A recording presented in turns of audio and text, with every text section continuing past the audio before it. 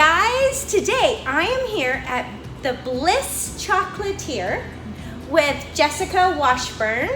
And guys, this is some artisan chocolate. So, Jessica, tell us a little bit about your place. Okay, so we opened in December of 2020, which was kind of the height of the pandemic. It was a little scary to start a business then. Right, not too many people were doing that, so you are one courageous woman. Or crazy, one of the two. Well, it goes hand in hand, right? But the Blue Springs community really rallied around us from the start. Cool. And everyone went and told our friends. Like, we had people 3 days after we opened come in and say, my friend told me I had to come in and try this. And it just kind of blew up super fast, which we couldn't be more grateful for this community. It's been really great. So yeah, we've been open just over a year, about a year and a half. Okay. And we make everything here in-house. So all of our chocolates are handmade by us, mostly me.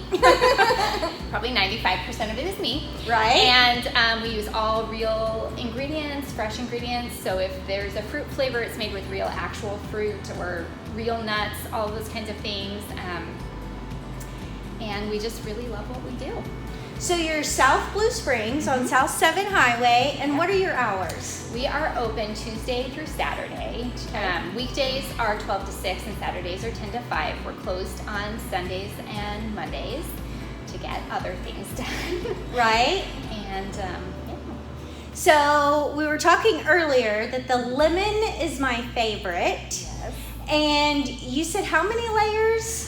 The lemon has 3 layers of filling. So it's got a vanilla bean marshmallow, a lemon caramel, and a lemon ganache. And when I was developing flavors in my home as a little aspiring chocolatier and then running the business as a cottage food, very, very small business out of my house, that seemed like a great idea.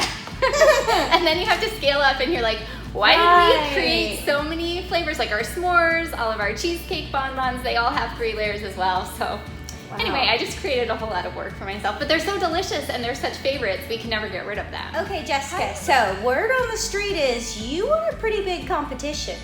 I did. That was pretty great. There's a new baking show, which is on NBC's streaming service Peacock. It was a holiday baking show.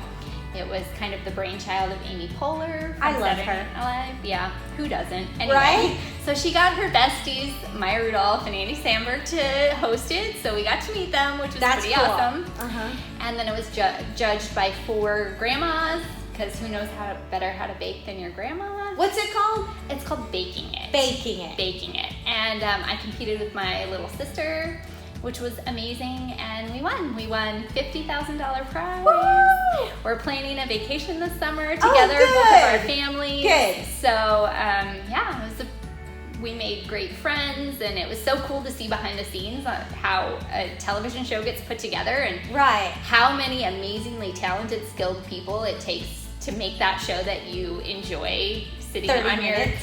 couch. Like, it's so much work. Like, hundreds of people worked on this.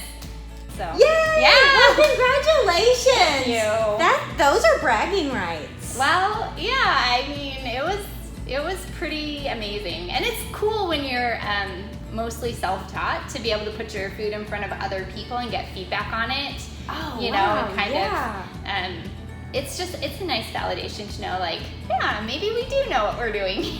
That's a whole nother level when you're self-taught. Yeah. Especially because you found something you were interested in and you just dug deeper and dug deeper. Talk about following your heart. How do you become a chocolatier?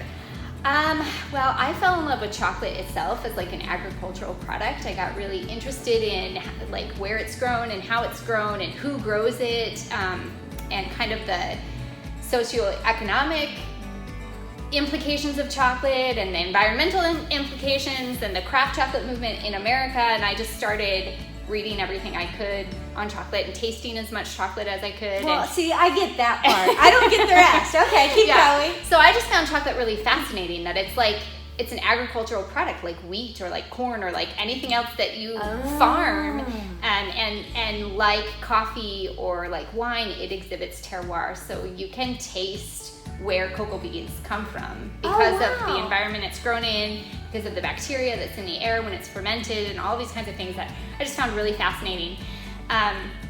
And then I found an online chocolatier program, and I thought, oh, I'll take that. And actually, my mom was the one that like gifted that experience to me as I think it was a Christmas gift, and I just fell in love with it. And I started making as much chocolate as I possibly could. I think for about 2 years, I never showed up anywhere without like my experiments. Oh, that's cool! Like, I want to be your friend. I know. I can only eat so much chocolate myself. And then I found other like pastry chefs and chocolatiers to take classes from kind of around the country. I did get the chance to work for Chris Elbow for like 6 weeks during one of their holiday productions, which was a great experience, and just kind of practiced my tail off until I got to the point where I felt confident putting it out there as a product. You love this, don't you? I do love this. It's obvious. It's really such a joyful thing to take, you know, separate elements and combine them to make something that's greater than the whole sum of its parts. And you know, no one's sad to work in the chocolate shop. Nobody comes in here with bad news, right? Like everyone's always happy to be here. Like we've helped facilitate a proposal. We've been there for Mother's Day and anniversaries and birthdays. We've done gender reveals. Like we get to be there when people are celebrating and their holidays and their traditions. So yeah, it's a pretty great gig. I mean, there's really not very many chocolatiers in the world. It's pretty, even if you go to pastry school, they don't spend a lot of time on chocolate. So I just feel really blessed and lucky that those resources are out there, and that chocolate community is so supportive that I was able to kind of come in as like, you know, self-taught newbie. Yeah, 40-year-old mom of 6 and learn how to be a professional chocolatier. That's pretty crazy and not something I ever would have seen for myself. That's 10, so cool. 20 years Way ago. to go. That's awesome. Yeah, that's pretty great. Congratulations. Thank you. And you all have to come down to South 7 Highway in Blue Springs and check out this gorgeous, gorgeous shop. We're excited to see you.